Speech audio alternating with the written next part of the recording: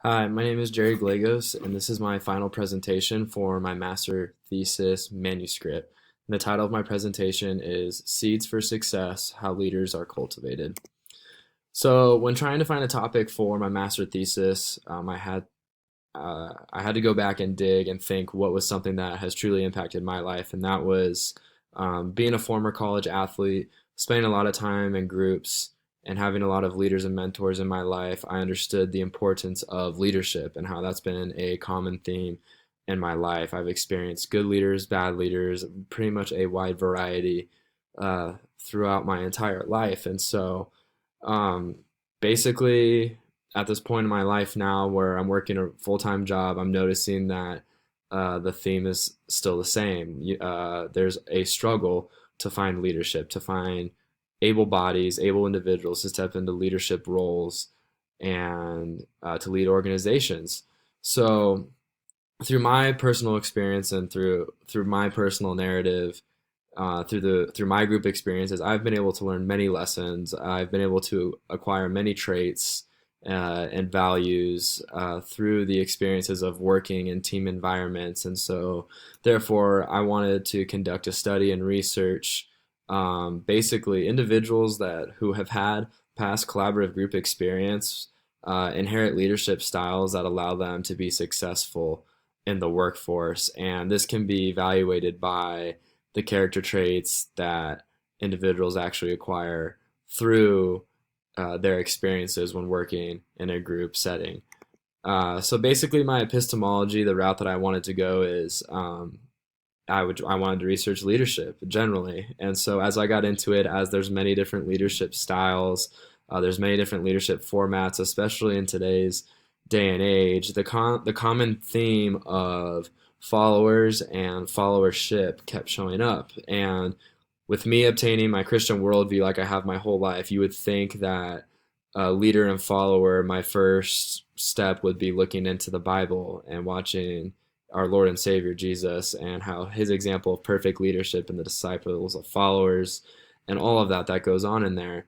But so the concept of followership kept showing up, and basically it would have been impossible for me to complete this or to give a complete study without addressing the importance of followership. And so as I go and define the different styles of leadership, some of the important traits that play into a good leader, I also define the importance of the different types of followers as well, because I believe that the certain foundation that followers lay when they are in their stage of um, being a follower, I would say that they those character traits carry over to the kind of leader that they are said to be.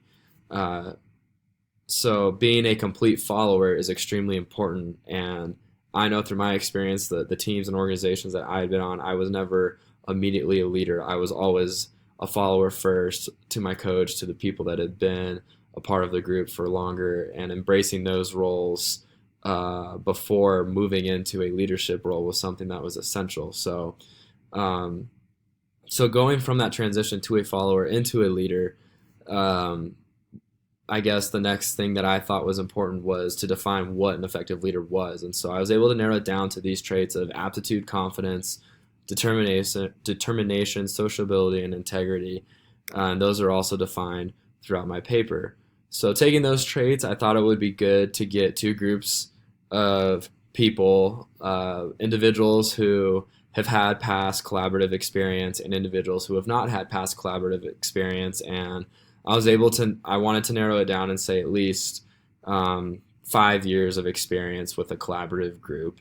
And so amongst that, I was able to further break it down to four different types of groups of um, collaborative individuals. So I gave the survey to military, athletes, and mission teams. And uh, amongst those three, and then versus the non collaborative individuals, um, there were about 4 to 5 questions, each pertaining to the five traits that I had addressed earlier, just to see that um, do these individuals from either category, do they do they value these traits? Do they acquire these traits through their experiences, whether it was with the team or whether it was with themselves? So um, the survey did go very well. Every answer was completed.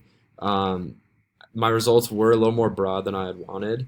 However, um, I wanted I want to be able to take these results and push them further in the future. My vision with this is to dig deeper, but through my results, I was able to find a few common themes. So the first common theme was self-sufficiency. So obviously, everyone in the group who had participated in a collaborative group had acquired a lot of individual trait or all the traits that I had stated earlier, which was great, which was something that I had expected.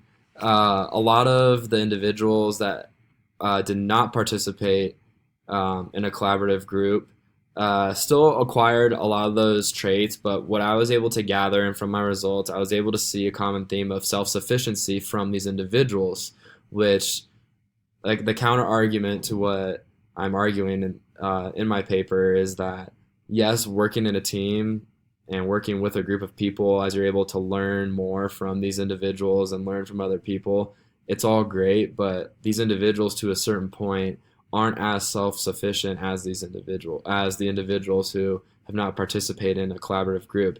And I believe that's a great skill to have. I'm a fairly independent person, and I had to do a lot of things on my own to develop into the man that I've become. But there's definitely a flip side to that. Another theme that I saw, and this would be my next step in a survey, or what I would envision to do, would be to conduct a further survey on these individuals and their actual worldviews, and then combine it with the results of this past survey. That being said, things like integrity, sociability, those are traits, and even confidence. Those are traits that I feel are in direct correlation with an individual's worldview, which, as Sire says in one of his books, that everyone has a worldview, and it's at the heart of every single individual. And so, determining what the worldview is of some of these individuals, that is going to tell me, does a person with a Christian worldview, do they really value integrity? Do they value that? Is that going to change their results? Is that going to change the outcome of their survey and what they value, and determine what kind of leader they turn into? Because I believe the morals and ethics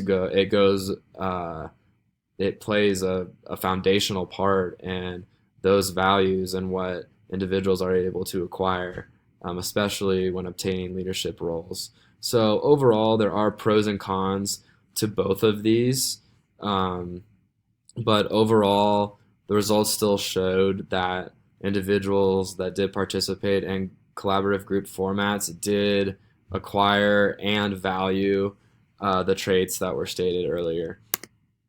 So just to conclude, what does this mean for organizational leaders? Why is this important? How is this something that can be used in our world today? So this is something that should help narrow the search for leaders.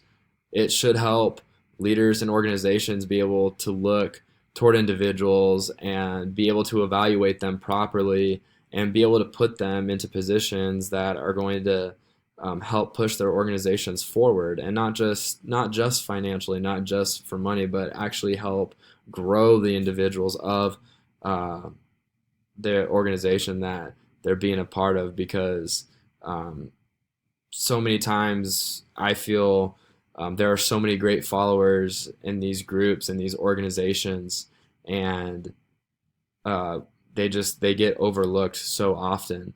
And I want leaders to understand the importance of followers, and not just to hire and to bring them on and to put them in these positions, but to hopefully pour into their followers. Because ultimately, with myself being a Christian, that's what we're called to do. Is we are called to pour in to each other. We are not called to look down upon anyone. We are called to be servants. We are supposed to value servanthood. We are supposed to love our neighbors. And if we're doing that, then that leader and follower relationship should be a very strong bond, and therefore it should be easy for our leaders to put people into power that deserve to have it. So with all that being said, I just want to say thank you for listening to my presentation.